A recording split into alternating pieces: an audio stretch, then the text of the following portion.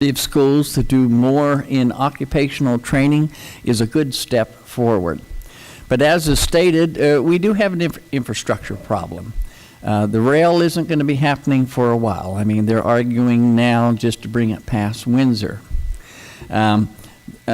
Supervisor, the incumbent talks about the wastewater issues.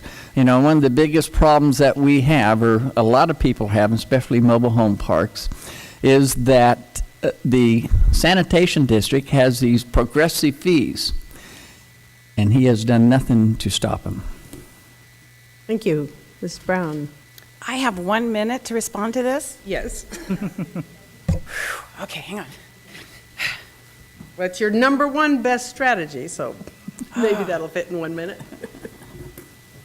Okay, I'm going to deal in reality. We've lost 25% of our industrial jobs the last 5 years. We're not going to have businesses coming to Ukiah at this point in time and go, let's do business in Ukiah. We need to empower and help all of our local people doing things that are going to help them and us. The number one money maker in this state right now is tourism. So I want to focus on all the organic, wonderful farms that we have in this area, and I was trying to think of all the different ways to try to enhance the businesses that we have. And if we had family farm tours elsewhere, have been very, very successful.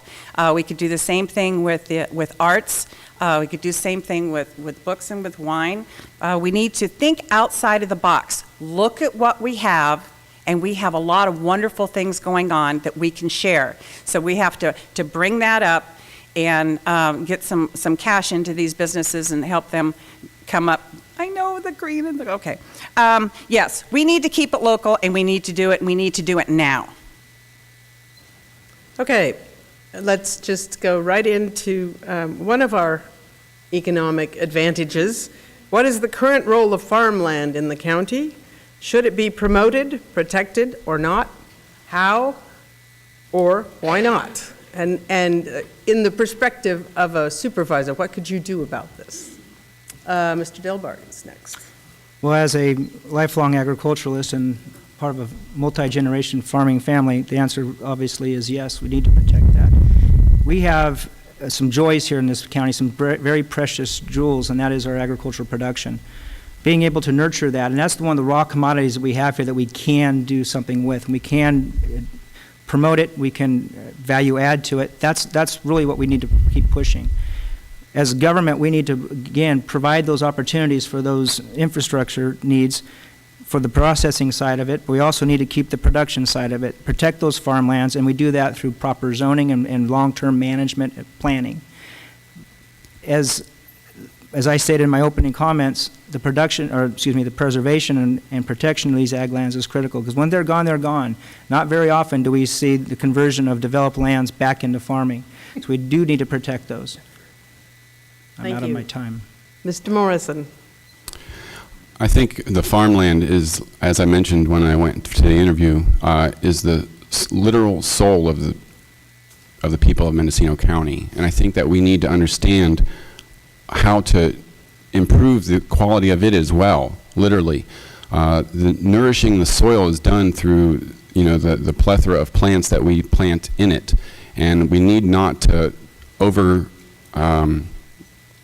monoculture certain areas of our land, and that's what we've done, and that's a principal reason a lot of the nutrition has slipped away, and we need to reintroduce that through, I think permaculture is one of the many answers.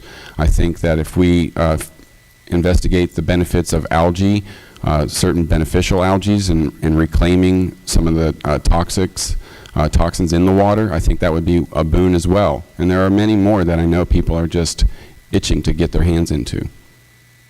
Thank you. Mr. Rickel. Yes, farmlands. Like I say, I've lived here for a long time. I remember when the farmers used to fly over and spray their crops. I remember when there was smudge pots. And now we have the farmers using a lot of water to deal with this frost protection that we've had, almost a month of it. And one of the things the county has failed to do is to provide leadership in helping these farmers be more effective with their water use. Now, a lot of them have learned to conserve, But as you read lately, they have used a great portion of their water just in frost protection. So the county has failed the local agriculture industry in terms of being the front man.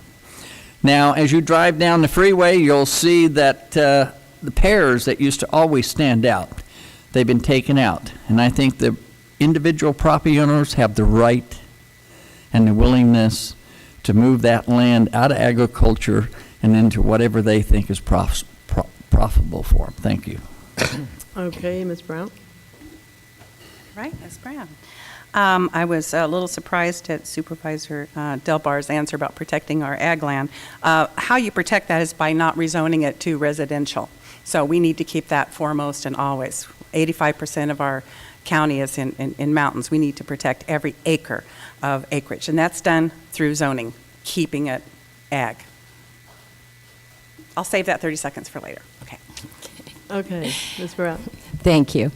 Ag is our number one industry in Mendocino County. It is the economic engine that keeps the county going. I would like to say that food grows where water flows. I disagree with Mr. Rickel and water use.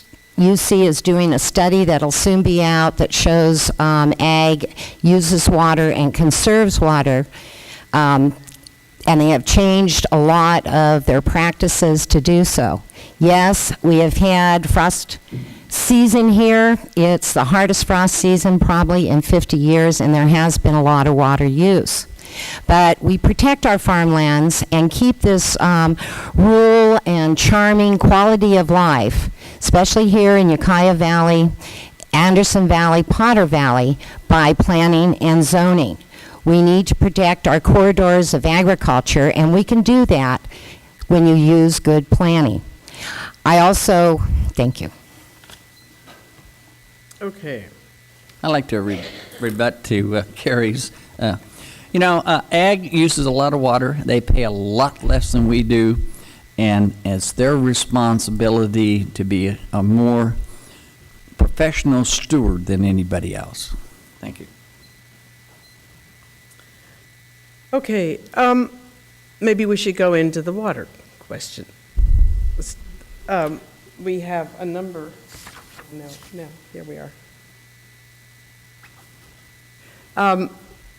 I think maybe I'll just ask it this way, water with a question mark. We've got a number of questions here that are more or less detailed about storage, about sources, about who owns it, and who should use it. I would just like to hear your position on water. We certainly have a water issue at the moment. There's moratoriums in a couple of water districts, and the others are out looking for water. Mr. Rickel. Yes. Never thought I'd be buying bottled water. And the cost of our water is ever going up, whether it be infrastructure or availability. I personally think raising the dam is a waste of time, money, and effort. It's going to take forever. It's not going to deal with immediate problems. I personally think the pipeline idea is not a valid plan. Nobody in this county has the money to finance that. Federal or state monies isn't going to help. So it's really going to take a lot of conservation efforts on all of us. And one of the main things I think that needs to be happening, that hasn't been happening with this board, is advocating with the state for off-site storage. There's restrictions now. During the winter season, we could be storing water, whether it be for agriculture or whatever. So we've been dealing with the issue after the fact. We need to get ahead of the curve. Thank you. Okay, Ms. Brown? Well, every report I've read, and I've read probably 20 different documents on water, trying to come up to speed on a very complex